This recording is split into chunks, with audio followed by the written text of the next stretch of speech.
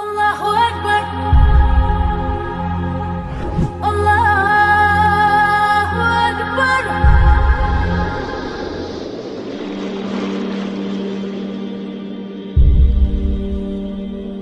میرے نبی نے فرمایا مجلس میں بیٹھے ہوئے مسجد میں، کہا کہ یہ جو دروازہ ہے نا اس سے ایک جنتی آنے والا ہے۔ تو لوگوں نے دیکھا ایک مدینے کے مقامی آدمی ذرا بوڑھے، وہ مسجد میں اندر آئے، داڑھی میں وضو کا پانی، ہاتھ میں جوتا، نماز میں شریک ہو گئے۔ اگلے دن آپ کی محفل تھی تو آپ نے فرمایا یہ جو سامنے دروازہ ہے اس سے ایک جنتی آ رہا ہے۔ تو سیم وہی آدمی اسی حالت میں انٹر ہوئے۔ اگلے دن ہوا تو آپ نے کہا اس دروازے سے جنتی آنے والا ہے، ٹھیک وہی آدمی اسی حالت میں انٹر۔ اس مجمع میں ایک صحابی بیٹھے ہیں، ان کا نام ہے عبداللہ بن عمرو۔ یہ 1,24,000 صحابہ میں ان کی ایک اسپیشلٹی ہے کہ یہ سب سے زیادہ عبادت کرتے تھے، سب سے اتنی عبادت کسی نے نہیں کی۔ ساری رات نفل پڑھتے تھے، سارے دن کا روزہ رکھتے تھے اور دن رات میں ایک قرآن ختم کرتے تھے۔ اب ان کو خیال آیا کہ یہ بابا جی مجھ سے بھی زیادہ عبادت کرتے ہیں، جو ان کو یوں ڈائریکٹ جنت کی بشارت ملی اور مجھے نہیں ملی، تو میں دیکھتا ہوں یہ کون سی عبادت کرتے ہیں۔ کیا یہ ساری رات سجدے میں پڑے رہتے ہیں، رکوع میں کھڑے رہتے ہیں، قیام میں کھڑے رہتے ہیں، کیا کرتے ہیں؟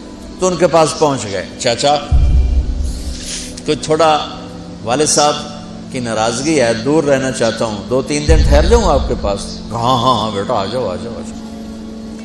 اب عشاء کی نماز کے فوراً بعد انہوں نے چادر اوپر لی اور چادر میں یوں سوراخ کیا اور یوں لیٹ کے دیکھنے لگے کہ اب یہ بزرگ کیا کرتے ہیں۔ بزرگ تشریف لائے، سرانے پہ سر رکھا، اللہم بسمک اموت و احیا، سونے کی دعا پڑھی اور تھوڑی دیر بعد خراٹے تھے۔ بڑے حیران ہوئے، اب وہ دیکھ رہے ہیں ابھی اٹھے گا ابھی اٹھے گا ابھی اٹھے گا۔ پھر انہوں نے کپڑا اتار دیا، ابھی سویا ہوا ہے۔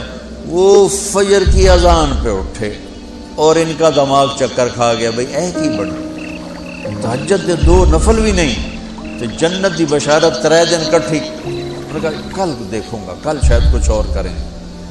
اگلے دن آئے، پھر اسی طرح یوں کر کے لیٹ گئے اور بزرگوں نے بھی یوں کیا اور بسمک اموت و احیا اور پورا کمرہ خراٹے نال۔ وہ پھر پریشان، یہ کب اٹھے گا کب اٹھے گا؟ فجر کی اذان پہ اٹھے تو اور ان کی حیرت بڑھ گئی، کہنے والا سچا، اس کے بات کو تو چیلنج ہو نہیں سکتا، وہ محمد مصطفیٰ ہیں، لیکن یہ چکر کیا ہے، یہ جنت مل کیسے رہی ہے؟ چلو ایک رات اور صحیح۔ تیسری رات آئے، یہ یوں لیٹے وہ یوں لیٹے، یہ دیکھتے رہے وہ سوتے رہے، حتیٰ کہ فجر کی اذان پہ آنکھ کھلی تو یہ نا پھٹ پڑے، کہنے لگے چاچا بات بتاؤں؟ کہنے کیا؟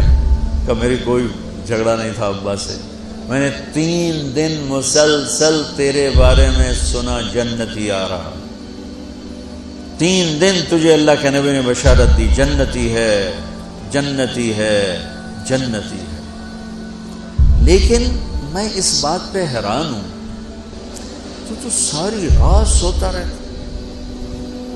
اس زمانے میں منافق بھی تہجد نہیں چھوڑتے تھے، فرض نماز تو فرض نماز ہے، منافق بھی تہجد نہیں چھوڑتے تھے۔ تو کہنے لگے کیا کرتے ہو؟ ساری رات تو سوتے گزار دیتے ہو، کیا کرتے ہو؟ کہنے لگے بھتیجے جو تو نے دیکھا ہے یہی کرتا ہوں۔ اب یہ پریشان ہے کہ اللہ کے نبی کی بات کو تو چیلنج ہو نہیں سکتا، اور جس کو بشارت دی ہے انہوں تے فٹ نظر نہیں آ رہی کہ کیسے 2 نفل آج کہ نیک لوگ تہجد نہیں چھوڑتے۔ تو کہنے لگے اچھا چلو اللہ نے ایسا ہی، اللہ کی مرضی، اللہ کے نبی کی مرضی۔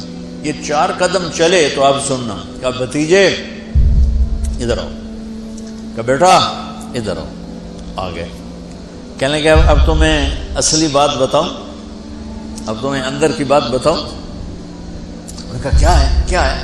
اب وہ تیار ہو گئے کہ یہ کہیں گے میں 3 دن بیمار تھا اس لیے میں اٹھ نہیں سکا، ورنہ میں تو ساری رات سجدے میں گزارتا ہوں، میں تو ساری رات روتے روتے گزارتا ہوں، تو 3 دن میں بیمار تھا، میرے پیٹ میں درد تھا، میرے سر میں درد تھا، تو میں اٹھ نہیں سکا، ورنہ تو دیکھتا تو حیران ہو جاتا میری رات کیسے ہوتی۔ کہتا ہاں جی جی جی، تو کہنے لگے مجھے دیکھو یہاں ہاتھ رکھا، کہ یہ جو دل ہے نا، دل اس میں دنیا کی کسی انسان کی نفرت نہیں ہے،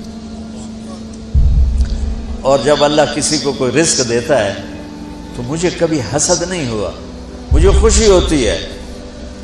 تو ان کی جو باڈی لینگویج تھی نا، حیرت میں ڈوب کے وہ کہتے ہیں ہاں بات ہے، سمجھ آ گئی، یہی سے۔ انہوں نے ایسا نہیں کیا، وہ کہنے لگے ہاذا ہوا، اچھلے اپنی جگہ سے، ہاذا ہوا، یہ چاچا اب سمجھ میں آ گیا، سمجھ میں آ گیا، یہی ہے جو آپ کا سینہ اللہ نے پاک کر دیا ہے، اس پر آپ کو جنت ملی ہے۔